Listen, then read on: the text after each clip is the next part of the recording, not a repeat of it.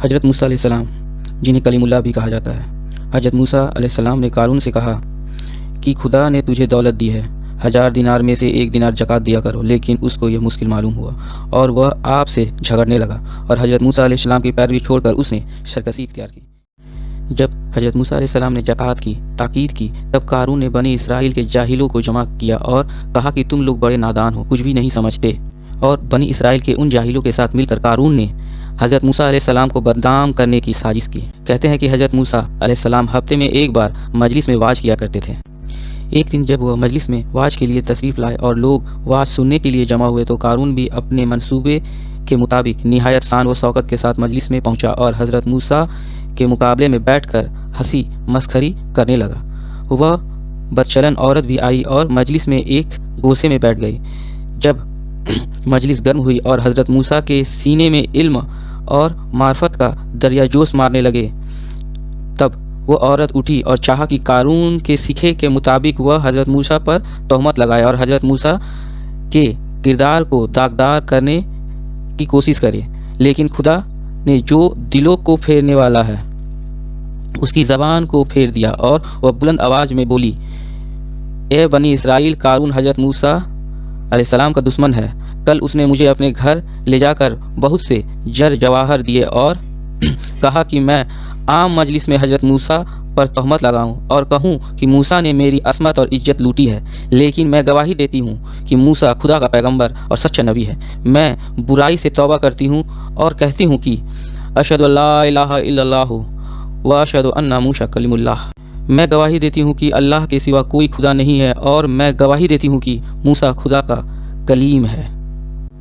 بنی اسرائیل یہ سن کر حیران ہوئے اور قارون کو ملامت کرنا شروع کیا۔ حضرت موسیٰ کا غصہ بھڑکا اور وہ اسی وقت ممبر سے اترے اور زمین پر سر رکھا، خدا سے کہا، خدایا، تیرے دشمن نے مجھے تکلیف دینے کا ارادہ کیا اور چاہا کہ مجھے بدنام کرے، اگر میں تیرا رسول ہوں تو اس پر اپنا غضب نازل کر۔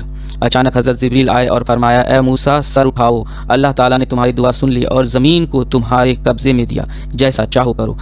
حضرت موسیٰ علیہ السلام نے اپنا سر اٹھایا اور فرمایا، اے بنی اسرائیل، جیسے خدا تعالیٰ نے فرعون پر مجھے غالب کیا اسی طرح اب مجھ کو قارون پر بھیجا ہے۔ جو کوئی اس کا ساتھی ہو وہ اس کے ساتھ رہو اور جو کوئی میرا فرمانبردار ہو وہ اس سے دور ہو جائے۔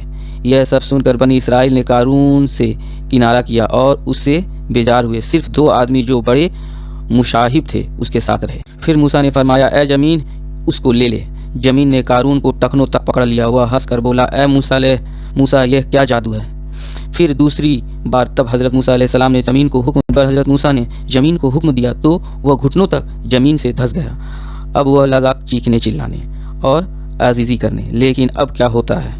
حضرت موسیٰ علیہ السلام زمین کو حکم دیتے گئے اور وہ زمین میں دھستا چلا گیا، یہاں تک کہ وہ زمین میں بالکل دھس گیا۔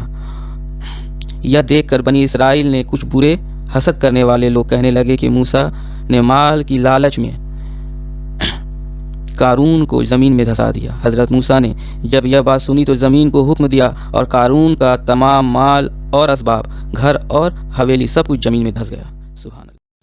السلام علیکم دوستو، کہتے ہیں کہ قارون حضرت موسیٰ علیہ السلام کا چچیرا بھائی تھا، حسین صورت پائی تھی، اس نے عجیب و غریب علم سیکھے، وہ علم کیمیا کا بھی ماہر تھا۔ اس نے اتنی دولت کمائی تھی کہ 40 کھچر اس کے خزانے کی صندوقوں کی ہجیاں کھینچتے تھے، یعنی چابیاں کھینچتے تھے۔ وہ جب سواری پر نکلتا تو اس وقت 1000 جوان عمدہ لباس اور جواہرات پہنے ہوئے اور 300 خوبصورت لونڈیاں قیمتی لباسوں میں اس کے ساتھ چلتی تھیں۔ لوگ اس کی یہ شان و شوکت دیکھ کر کہتے تھے کہ کاش ہمیں بھی یہ سب کچھ ملتا جو قارون کو ملا ہے۔